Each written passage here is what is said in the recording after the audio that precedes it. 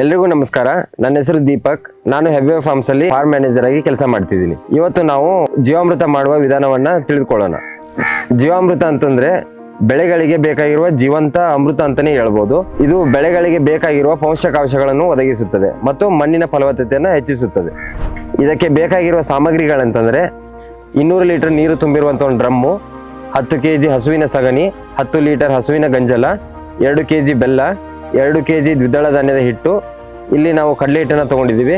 ಮತ್ತೆ ನಾವು ಯಾವ ಜಾಗಕ್ಕೆ ಅದನ್ನ ಜೀವಾಮೃತವನ್ನ ಹಾಕ್ತೀವೋ ಅಲ್ಲಿಂದ 1 kg ಮಣ್ಣು.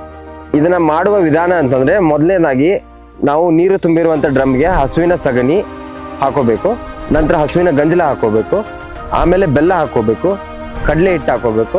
ಇದನ್ನ ಚೆನ್ನಾಗಿ ಕ್ಲಾಕ್ ವೈಸ್ ಡೈರೆಕ್ಷನ್ ಅಲ್ಲಿ ಮಿಕ್ಸ್ ಮಾಡಬೇಕು. ಇದನ್ನ ತಿರುಗಿಸುವಾಗ ಯಾವುದೇ ರೀತಿ ಗಂಟಾಗದಿರೋ ಥರ ಚೆನ್ನಾಗಿ ಮಿಕ್ಸ್ ಮಾಡಬೇಕು. ಕೊನೆಯದಾಗಿ ಮಣ್ಣನ್ನು ಹಾಕಿ ಅದರಲ್ಲಿ ಚೆನ್ನಾಗಿ ಮಿಕ್ಸ್ ಮಾಡಬೇಕು. ಈಗ ರೆಡಿ ಮಾಡಿರುವಂಥ ಮಿಕ್ಸರನ್ನು ನಾವು 7 ದಿನಗಳ ಕಾಲ ಬಟ್ಟೆಯಿಂದ ಕವರ್ ಮಾಡಿ ನೆರಳಲ್ಲಿ ಇಡಬೇಕು. ಈ 7 ದಿನ ಈ ಮಿಕ್ಸರನ್ನು ನಾವು ಪ್ರತಿದಿನ ಬೆಳಿಗ್ಗೆ ಮತ್ತು ಸಂಜೆ ಚೆನ್ನಾಗಿ ಕ್ಲಾಕ್ ವೈಸ್ ಡೈರೆಕ್ಷನ್ ಅಲ್ಲಿ ಮಿಕ್ಸ್ ಮಾಡಬೇಕು.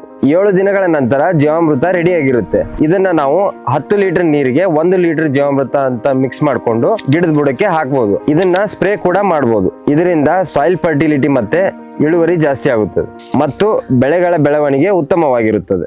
ಧನ್ಯವಾದಗಳು.